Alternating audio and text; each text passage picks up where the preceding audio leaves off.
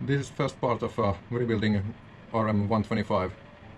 I got two of these 1989 RM25s, and first one is totally rideable, but this one was torn apart, and I just reassembled it for checking what is missing and what I need to order.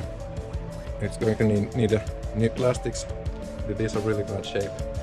Also, the frame is going to be repainted. All the bearings are going to be replaced. Suspension needs some work also, and transmission is blown. I already ordered the new transmission from eBay. I have also a new piston and a new fan rod.